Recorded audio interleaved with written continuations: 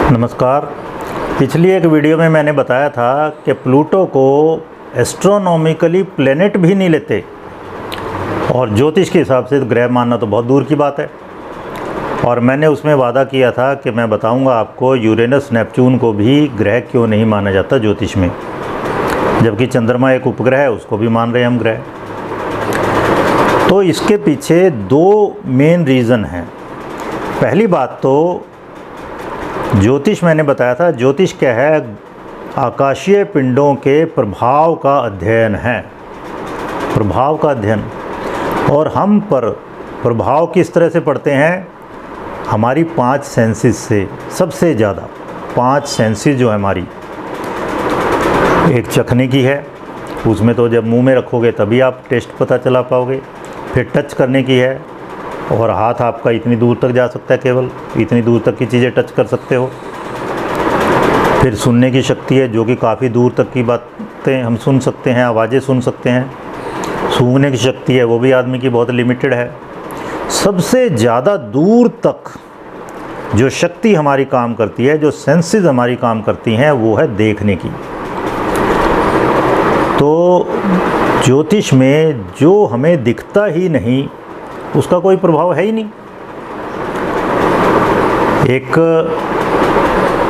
Western philosopher हुए हैं ना, जॉर्ज बर्कले, उन्होंने कहा था which can't be perceived doesn't exist.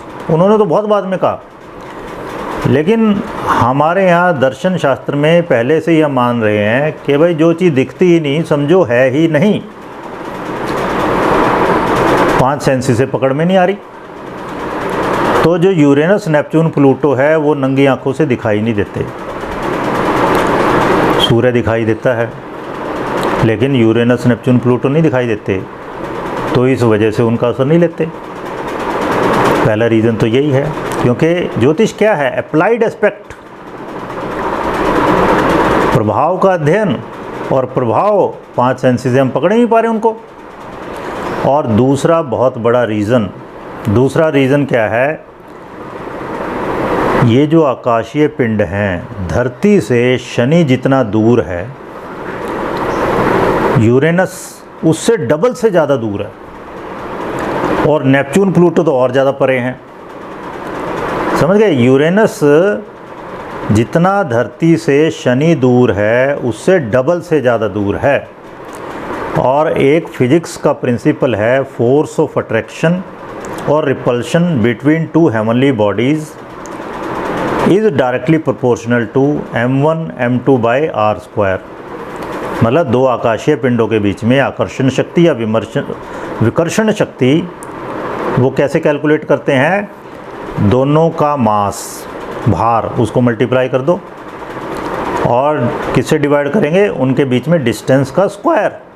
अब आप सोचो, डिस्टेंस अगर 1 है तो 1 का स्क्वायर 1 हुआ, और डिस्टेंस 2 गुना भी कर दो, चलो 2 हुई तो स्क्वायर कितना हुआ? 4। यानी कि फोर्स कितनी रह गई? 1/4। इतना ज़्यादा फर्क पड़ गया।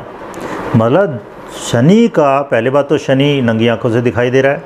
दूसरा, शनि का जो धरती पर प्रभाव है, यूरेनस का उसके प्रभाव से 1/4 से भी कम प्रभाव रह गया। और नेपच्यून और प्लूटो की तो बात ही छोड़ दीजिए, उनका तो और ज़्यादा कम। तो ये 2 मेन रीज़न है जिनकी वजह से इनको ज्योतिष में कंसिडर नहीं करते।